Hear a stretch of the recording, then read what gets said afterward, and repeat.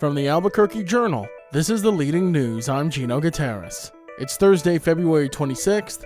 Here's what we're covering on today's episode. Newly released Justice Department files reveal hundreds of emails linking former Santa Fe Opera chief conductor Frederick Czesla to convicted sex offender Jeffrey Epstein.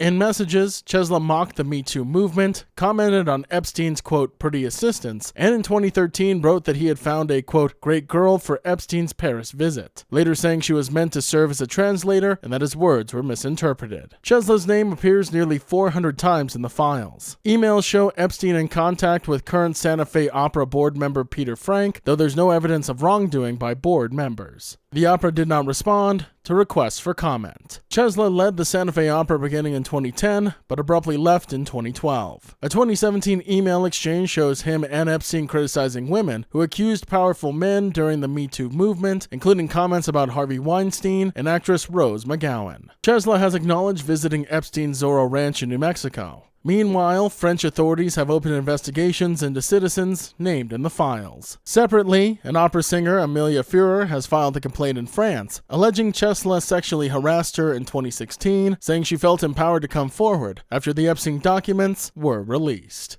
New Mexico has joined 14 other states in suing the Trump administration over major changes to federal childhood vaccine recommendations. The lawsuit, filed in federal court, challenges a CDC decision to remove 7 vaccines, including hepatitis A and B, flu, COVID-19, and RSV, from its universally recommended list, and instead leave them to, quote, shared clinical decision-making between doctors and families. The suit also contests U.S. Health and Human Services Secretary Robert F. Kennedy Jr.'s firing of all 17 members of the CDC's Vaccine Authority panel and replacing them with his own appointees, calling the move unlawful. Attorney General Raul Torres said the changes undermine science-based policy and could lower vaccine rates, increase disease outbreaks, and strain state health systems. Kennedy has said the revisions aim to align U.S. policy with international standards, a comparison states argue is misleading. An 18-year-old has been convicted in the deadly March 2025 mass shooting at Young Park that left 3 teens dead and 14 others wounded. After less than 90 minutes of deliberation, a jury found Nathan Rivas guilty of 3 counts of first-degree, quote, deprived mind murder and the deaths of Dominic Estrada, Andrew A.J. Madrid, and Jason Gomez. The verdict came so quickly that some attendees were not back in the courtroom when it was read. Prosecutors said Rivas and 3 others planned to kill Estrada during a car meetup attended by more than 100 people. The confrontation escalated into a gunfight, killing Estrada and 2 bystanders. Rivas, who was 17 at the time, was accused of firing a 13-round magazine into the crowd, helping plan the attack, lying to police, and attempting to hide evidence. Defense attorneys argued Rivas distanced himself from the violence and acted out of fear, but jurors rejected lesser charges of second-degree murder or manslaughter. Rivas' brother was convicted last week on the same charges. 2 other defendants are scheduled for trial later this year, and Rivas will remain in custody while awaiting sentencing.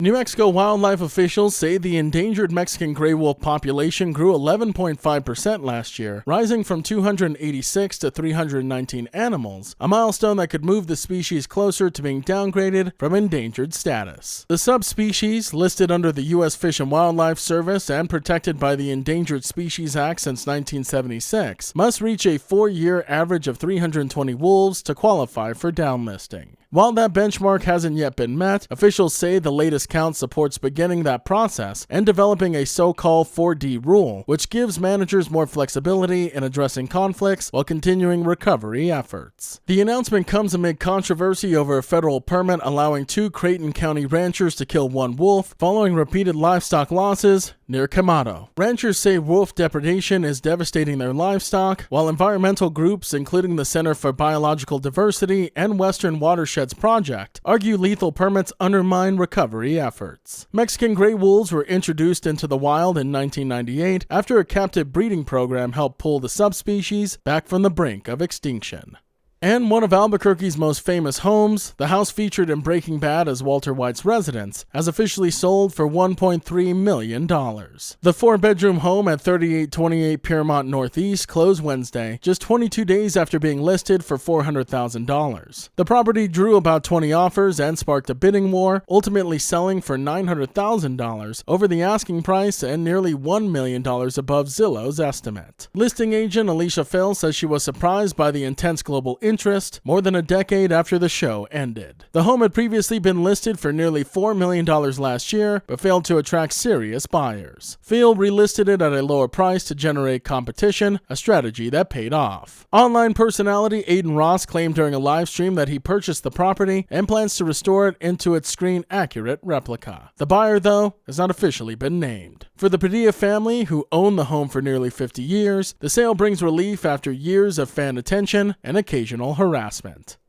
The leading news is powered by the journalism of the Albuquerque Journal. If you enjoy hearing all of the stories we share with you here daily, please consider becoming a digital subscriber to the Journal by utilizing the discount code in our show notes. Every subscription helps support local journalism and allows us to provide you with the news that matters to you. Now taking a look at Albuquerque's weather forecast. Today you can expect sunny skies with a high near 75, and as for this evening, partly cloudy with a low around 40. To keep up with all the latest news from the Albuquerque Journal, you can visit our website at abqjournal.com. That's the leading news. I'm Gino Gutierrez. We'll be back tomorrow.